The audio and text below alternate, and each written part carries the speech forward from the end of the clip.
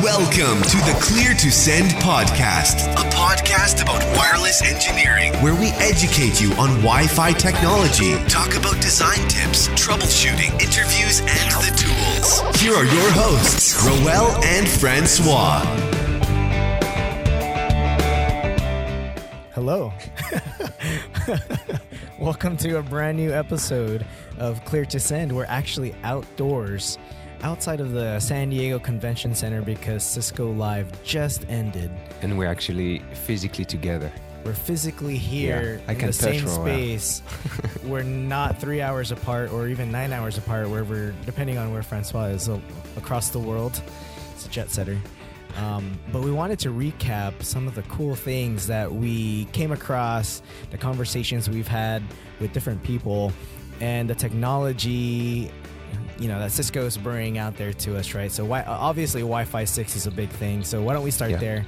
Talk about the wireless at the convention center.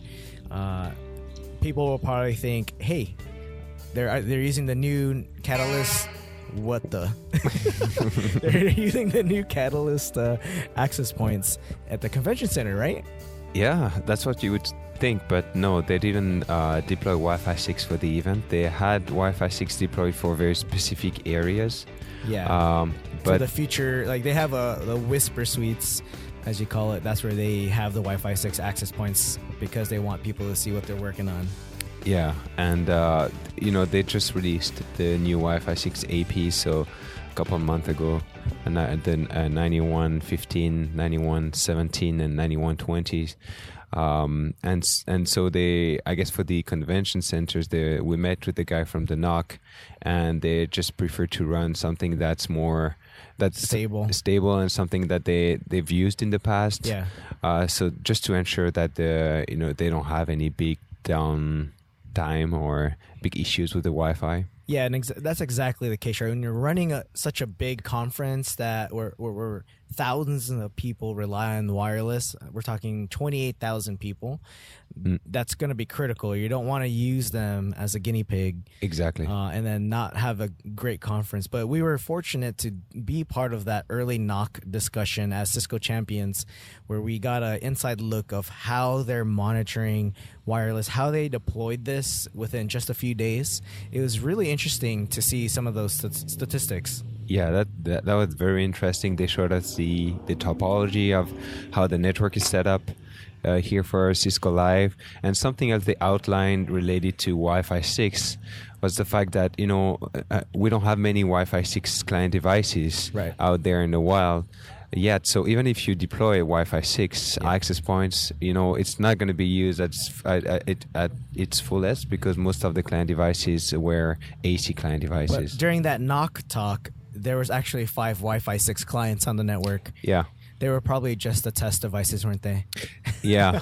It's probably the devices in the Whisper Suites because like our phones, even though they're Wi-Fi 6 connecting to this network, they're probably seen as AC devices, right? So maybe we have more than 5 Wi-Fi 6 devices out there, but not enough, I guess, to justify the fact of deploying Wi-Fi 6 out large everywhere at the conference. Yeah, I'm looking at some of the photos I took during the NOC talk, and I think this kind of dives into some of the DevNet enhancements or improvements we're seeing here at this conference. I think DevNet is really a big improvement here. I mean, it's huge. It's a lot bigger than last year. They're more prominent everywhere you go throughout the conference floor. They have hooks into everything that Cisco's coming out with, right? So looking at some of the dashboards that the NOC was able to create, they utilize things like Cisco orchestration to develop these workflows that gathers data from all across the network and wireless specifically. And it's interesting to see SNMP guy on Twitter, Jason, what's his last name? Jason, he showed us all this data, like wireless client distribution and also wireless radio distribution with really simple dashboards. Nothing super fancy, even AP client load, things that I've been trying to get out of a traditional Cisco system, which they're using here at the conference. So it is possible. It is possible with scripting and Python, which he talked about during the Knock Talk. So I think for us, DevNet's going to be a big thing for me and you as we try to figure out, okay, what can we do with Python and how do we utilize that on the wireless network?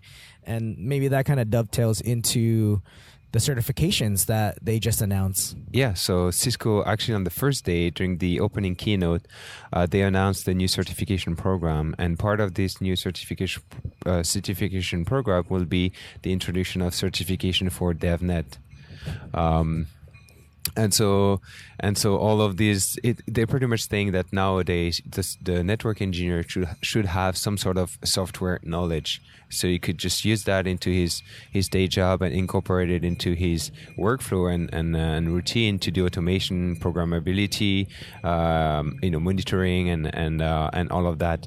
And so they introduce a whole new set of DevNet certification, which will pretty much teach the network guys how to use software and help them for their day job.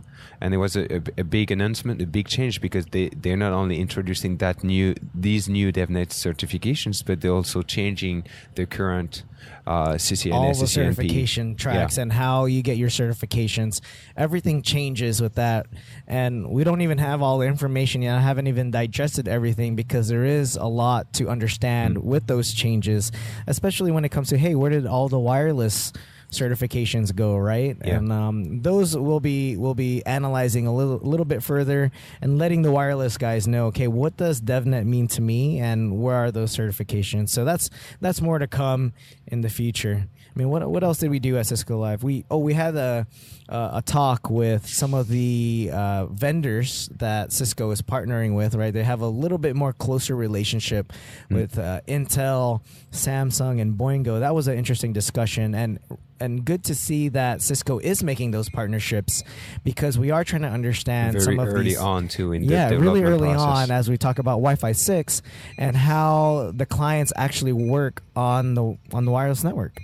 Yeah, so they're working with Samsung, with Intel to try to see how they could pretty much tweak their code firmware to make it work, to make it better work in the environment, in the enterprise space, as well as in the consumer space, because obviously, these Intel and Samsung guys, they also care about the consumer, the home Wi-Fi and all of that. So they work together very early on with the Cisco guys to try to test the product, and they share some information that are not public, so they can tweak and make it work better for everyone, and the work they do will benefit everyone.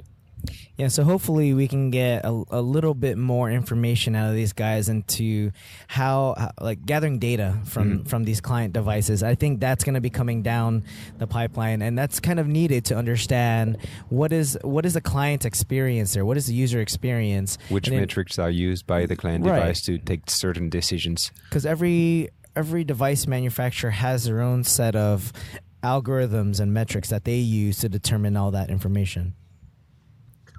Yes, that was very interesting, and obviously these guys are thinking about the future already, right? So they all in Wi-Fi 6.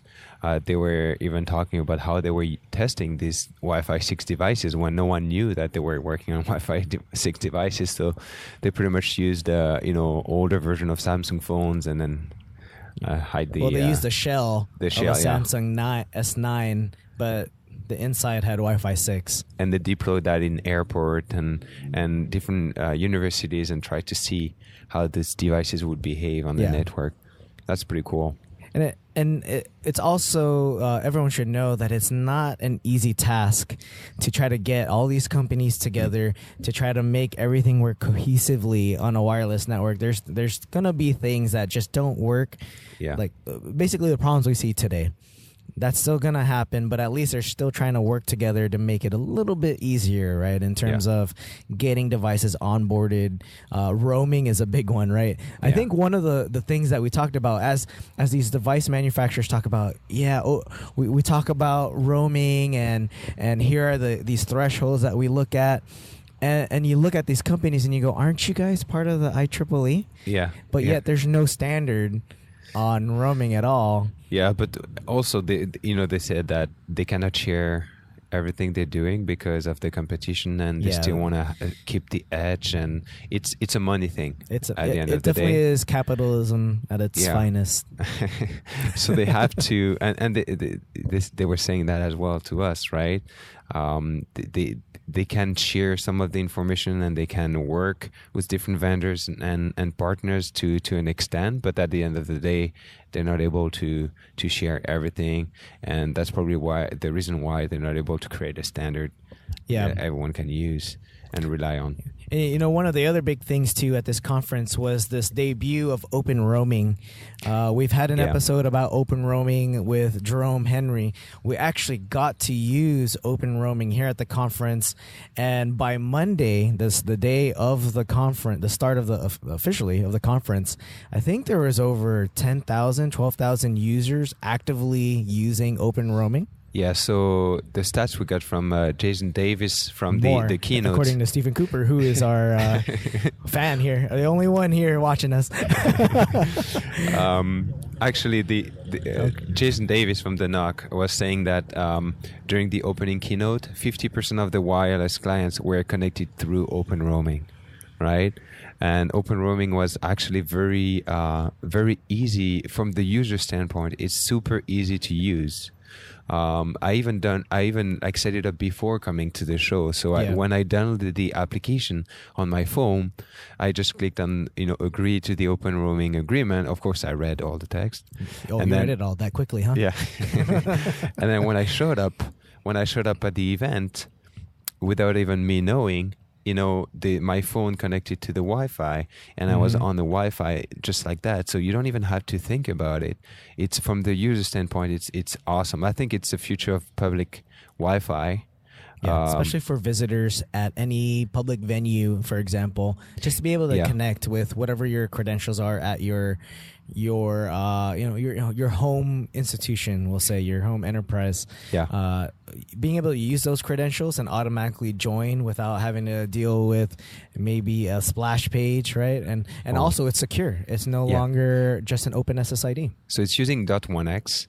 So that's the only thing that scares me a little bit from an implementation standpoint, because it's when it's secure and very easy for the user, most of the time means it's very hard to implement.